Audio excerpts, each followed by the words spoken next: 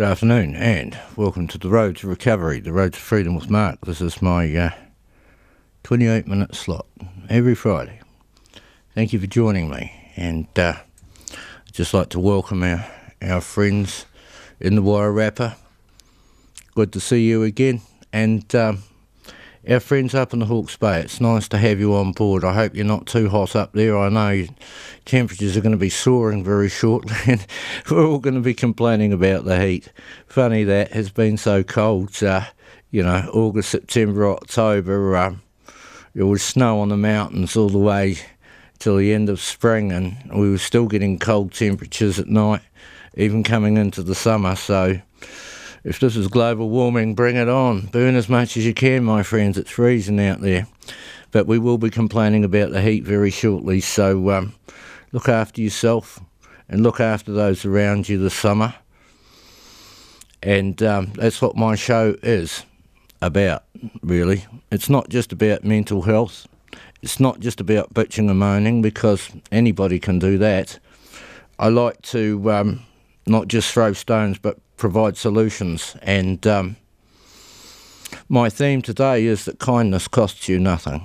Okay, that's how much it costs you. Nothing at all. And it makes you mentally better, spiritually better. It makes you happier, and it costs you nothing. So I want you to think about that, and I would like to ask each and every one of you to do just one random act of kindness this week. Okay? I'll see you next time. It doesn't have to be a big thing. It doesn't even have to cost you anything. It can just be a kind word. And it's amazing what a difference you can make in your world. Not just to yourself, but to everybody else as well. And if you are suffering from being mentally unwell, I want you to consider not just being kind to people, but, it's pretty easy to measure people. You learn how to read them after you've been around the block as many times as I have. And you notice that good people are kind to lesser creatures, cats and dogs and things like that. Mean people kick dogs. You know straight away they're nasty people. Someone who is kind. And that doesn't mean that you've always got to feed your neighbour's cat, but just do something decent. And if you are mentally unwell, there's lots of things that you can do that don't necessarily have to cost you very much to help you take the first steps towards wellness. And one of the things I found is gardening. It's really, really good. It is good for the soul. And you don't have to suddenly dig up your backyard. I mean, it could be just one plant in one pot in your house to have some life there, some colour, some living thing which you care for and you watch grow, can be extraordinarily rewarding. And, it rubs off. It makes you feel better when you can show constant care for something. I want you to start with one random act of kindness, but secretly I'm hoping that will turn into something more, something better. It's a habit. It's a habit-forming thing, and it's not terribly difficult. Habits can be formed, and like I've said before, there was a time when we all used to throw our rubbish out the windows because we had absolute disregard for our environment, for our society. And we did it without even thinking. But that's all changed now. Now people are looked down upon.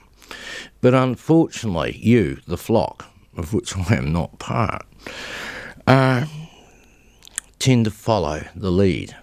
Kind of like chicken licking, running around. The sky is falling, the sky is falling. One idiot says it and you all seem to believe it. And I find that there is this nasty type of prejudice that is starting to evolve around farmers, and they are starting to be put under enormous pressure because of this notion, this preconception that somehow cattle are bad for the environment because of methane. And yet what all these clowns don't understand is that there are tens of millions of ruminants that are now no longer, are gone from this earth. Wildebeest and zebra and their tens of millions have disappeared from Africa, and they ain't putting any methane in the world because they're gone. They have been replaced by domestic animals. And there's not a lot of difference between what existed before in the way of macrofauna and what exists now. Very little difference. You know, an animal like an elephant is a damn sight bigger than a cow. They eat a ton of food a day. You know, I've seen thousands and thousands of them go at it, and you would not believe how much they eat and poo and fart in a day. They do a hell of a lot of damage to the environment, but hey, it's all part of the balance. And it is very, very, very debatable about how much damage methane actually does. It is true that it is an aggressive greenhouse gas, but it is relatively short-lived. Now, moreover, farmers have done a great job in planting out the riparian strips, fencing off their rivers, stopping their cattle from polluting those waterways. They have done an enormous amount. Back in the day, a generation ago, farmers really didn't care that much because traditionally that was not the way. The land was there to be used, and they didn't really care too much about the long-term future, and it never even entered their heads. There was a lack of awareness more than anything else. And that has completely changed in my generation and in the generations to come. Farmers are far more greeny now than they ever used to be. They are good, hard-working people who love their land, love their animals, and care dearly for this country. But unfortunately, this current government seems to have got all carried away on trees. Now, when you plant a pine forest out, it is a permanent change. That land is locked up forever. And when I say forever, I mean, okay, it only takes 30 or 40 years for those trees to reach full maturity, but as soon as they're felled, they're whacking another lot. And the trouble is, with conifers like Pinus radiata, they are monocultures. Those things kill everything underneath them with their needles and by shutting out the light, and they allow nothing else to grow other than the little orange and white fungus, and that's about it. They are not the godsend that everybody thinks they are, and I would far rather see natives being planted out rather than exotics. You know, I've recently been up to Coromandel and seen some of the absolutely magnificent putukawai up there. And these are the things that we need to be planting out. And I know that we won't get to enjoy them because it takes hundreds and hundreds of years for them to reach magnificence. But not only should we be planting them out, we should be planting the giant kara out too, and doing everything we can to try and eliminate myrtle rust, which threatens so many of these magnificent creatures, these beautiful trees. Why do I talk about this? How does this relate to mental health? Well, because when you see things like this, it's good for your spirit. It heals you. Going for a walk in the bush, down by the river, it really helps when you are stressed, which tends to happen. When you're suffering from mental illness, you find yourself becoming very short-tempered, stressed, unable to handle things very well. And quiet, peaceful things like the bush are healing. Maori will tell you that. You know, they will tell you it's more than just plants. It's a spiritual thing that gets inside your very soul and heals you from the inside if you allow it to come in, allow it into your life. And I found that to be a very good tool, far better than any drug I ever took. And I've got to the point now where my sister very kindly gave me some money. Thank you very much, Lynn. I bought myself a pair of nice tramping boots. Not super flash, but good enough for the job, and I'm back into it. I'm determined to be fit and see some more of the beautiful things around Aotearoa that I have always intended to see, but never quite managed to get round to. And now that time's getting short, it's time to chop and get into it. And I find that, I've suffered from mental illness pretty much my whole life. I didn't realise it at first, of course. You think everybody's like this, aren't they? And, it took a hell of a long time for me to get diagnosed, decades. But, once the obvious has been stated to you, you can go from there. You have a point at which to start. And the most important thing of all is that you do make that start to wellness, to take that step.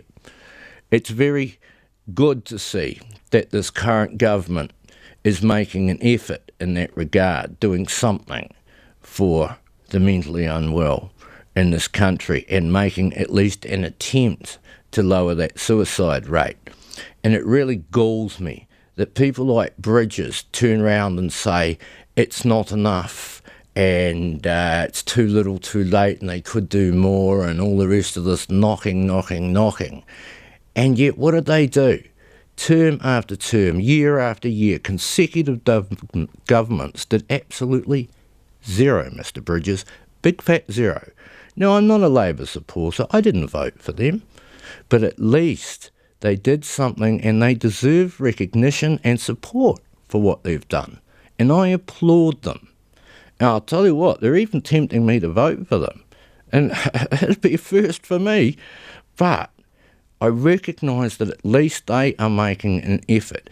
And now this wave of enthusiasm seems to be fading away. When I first started this program, I was pretty much a lone voice. Then all of a sudden, the issue that I believe in became more popular and everyone was I am hope. And now we're moving on to the next thing, global change, whatever that might mean. More water, less water, more rain, less rain. More wind, less wind. It's all changed, isn't it? Snow, dry, whatever. It's all changed. So now, we're worshipping a cloud that's ever moving. It's a nonsense, my friends, but if you choose to believe such things, good luck. Right, well, I'm going to bring you a story not from New Zealand today. This is from my travels in Africa. And I remember South Africa very, very fondly, but it was a place that was fraught with trouble and pain, and I certainly lost my innocence, or at least some of it in Africa. Some of the evil that I saw was absolutely terrible, soul-destroying. But there were also some wonderful people I met, and the kindness that was shown me seemed so much better as a result, I guess. So this is Travels in South Africa. I lived in South Africa for the reign of the last two white presidents, Pik Botha and F.W. de Klerk. In the 2.5 years I lived there, I travelled down the Garden Route to the east coast, back up through the middle to Johannesburg and Pretoria. What struck me in the first few days in Johannesburg was the armed soldiers standing on every corner of every governmental building. I felt great unease at the sight of machine guns in the hands of young men. Racial segregation was still apparent everywhere, from the all-black labouring gangs on building sites to the all-white industries like the legal system. There was a sense of nervousness and civil unrest, with the neighbouring Soweto slums splitting at the seams. There were constant reports of killings at rallies and funerals for political radicals. Nelson Mandela was still on Robben Island at the time I arrived, but it was obvious he would soon be released. That would be the catalyst for true democracy and the end of the current apartheid regime. It was obvious the country itself was not ready for the changes that were about to happen. The 5 major home states of the black people had no infrastructure, lacking simple things like power and water to homes. They were little more than unsightly slums that were in stark contrast to the rest of the country. All of the country outside these home states had an air of normality, and the main cities of each state seemed quite successful despite world trade sanctions. Every city had its own version of segregation, with the Afrikaners living in affluent suburbs in Johannesburg, with huge fences around their perimeters. Every fence was solid and topped with broken bottles and razor wire, giving them a typical fortress effect. The other white tribe were the English speakers, who spoke English as a first language and held British passports. They lived in suburbs with lower fences, but bars on every door and window. The 2 white tribes were segregated in subtle ways in Johannesburg, but the black people were forced to live in neighbouring Soweto, which at the time numbered some 5 million souls living in poverty. The populations of the white people in each city had noticeably nicer neighbourhoods and had better schooling for their kids. That led to better job opportunities for jobs in industries run by their own people. The system was self-supporting, as South Africa is still rich in diamonds and gold. Fortunes extracted from the earth, however, did not translate to an even spread of wealth. At the other end of the scale were 33 black tribes in South Africa, some of which had no real representation in government and suffered terribly as a result. The people of Indian descent were caught in the middle and referred to as coloured. They had some political representation in places like Durban in Natal province. About a quarter of Durban city was made up of Indians, and it surprised me to see such large numbers of Indians. In nearby Ladysmith, their famous son, Mahatma Gandhi, worked as a lawyer before becoming famous for his peace protesting and political career. Despite some influence, they lived as second-class citizens and tended to live mainly along the east coast. In Durban, there are some 11 kilometres of beautiful coastline with wonderful beaches all the way round. In the middle, on the wealthiest section of the strip, were 2 beautiful skyscrapers, the Maharani and the Elangeni. One had a glass lift up the outside of the building to a nightclub at the top. Despite its political isolation, places like Durban, with its massive port, managed to thrive. Apartheid had a weaker hold on the population of Durban as opposed to Pretoria and Johannesburg. It seemed to lessen as we headed south and away from the spiritual and political homeland of the Afrikaners. So it seemed to hold true as we pulled into Cape Town with its incredible Table Mountain and Lion Rock. Cape Town itself seemed far more at ease with itself, with far less obvious segregation. We booked ourselves an apartment in the Green Lane area of the Cape and returned to take the gondola ride up Table Mountain, which is a flat plateau. The view from the top was simply breathtaking as the mountain offered a 180-degree panoramic view.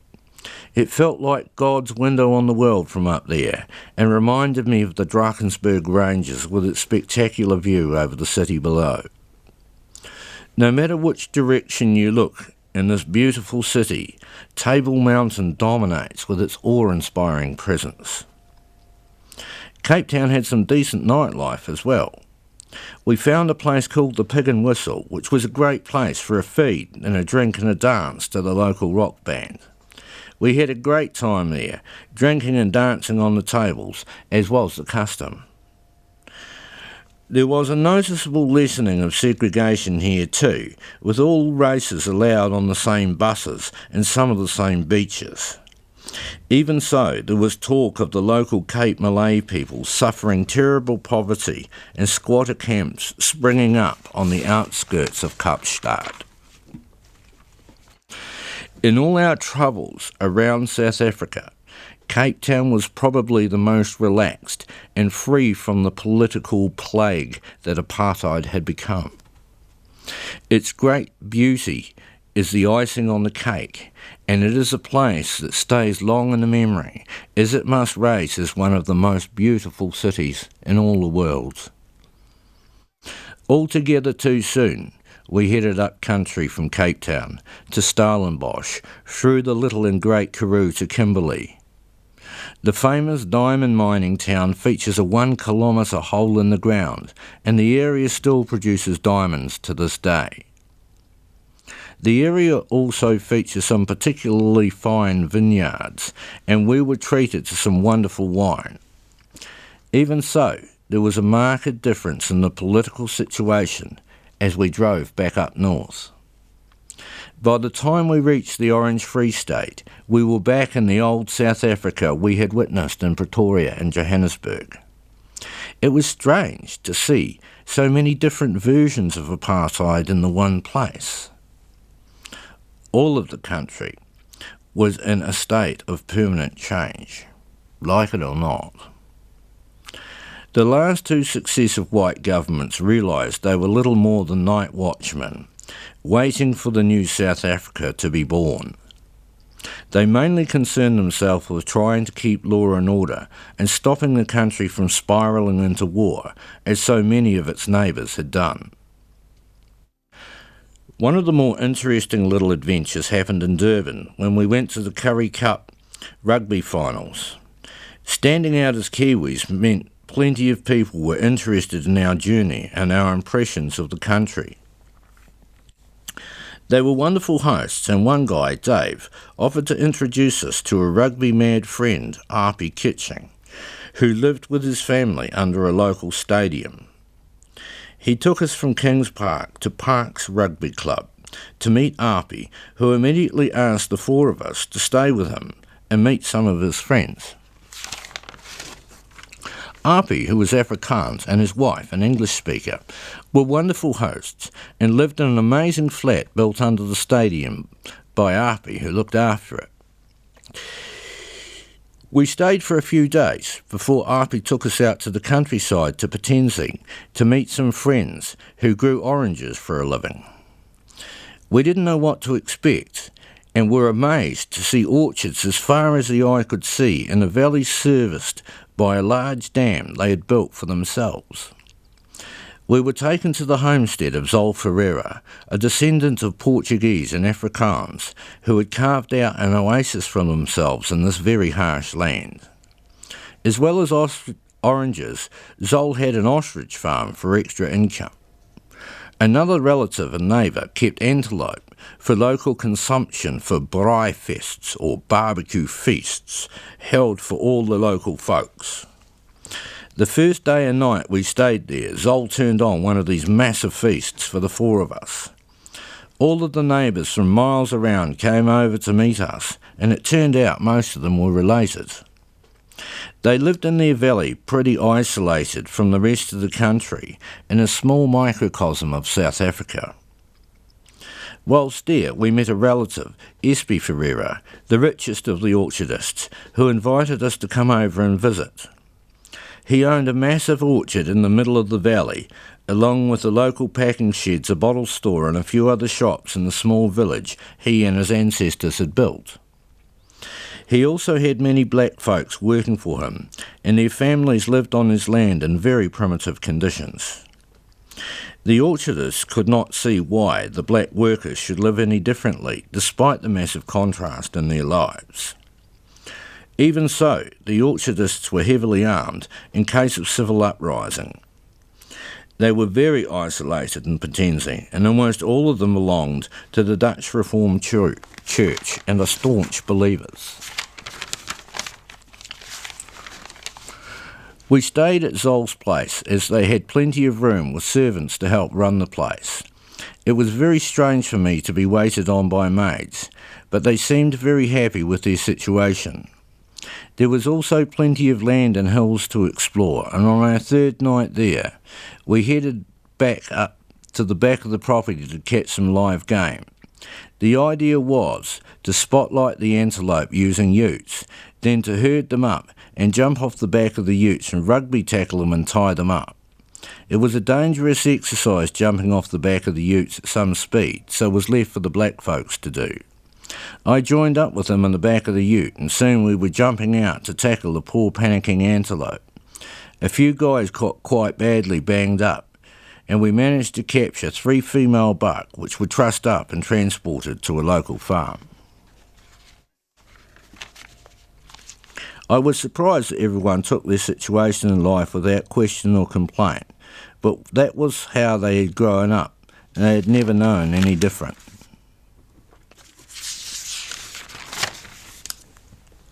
I just got to jump ahead a little here. In the many years since I visited South Africa, the ANC's Mandela government came and went.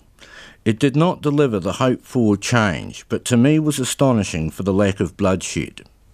The Mandela government was able to convey the message of hope and especially forgiveness.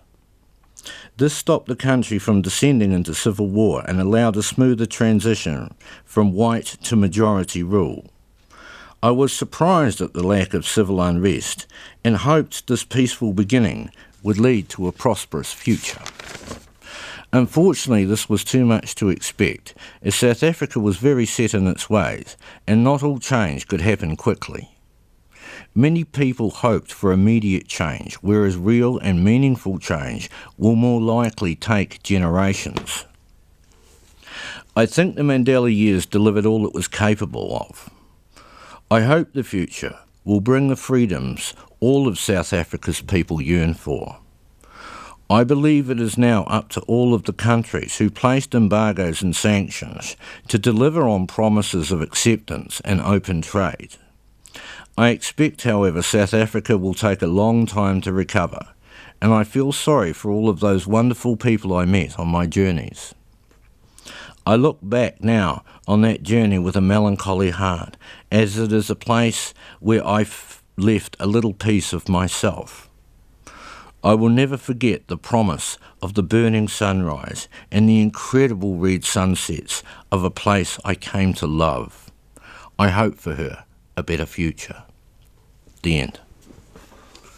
Righto, that's me, that's my 28 minutes. Thank you very much, and I'll leave you with a single thought, my friends. Kindness costs you nothing. See you next week. Thanks.